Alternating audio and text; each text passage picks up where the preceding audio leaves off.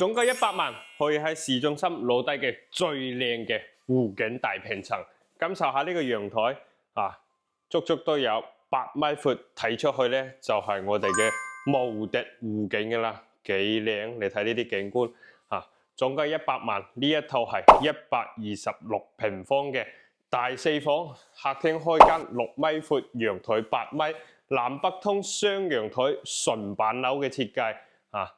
入門口嘅位置咧，就係我哋嘅公共衛生間，仲有書房嘅位置啦。而家視頻裏邊見到，除開啲家私就係交樓標準。廚房位做咗開放式嘅，交樓嘅時候係帶有堂門，6人嘅餐位，餐客廳成為一體啊！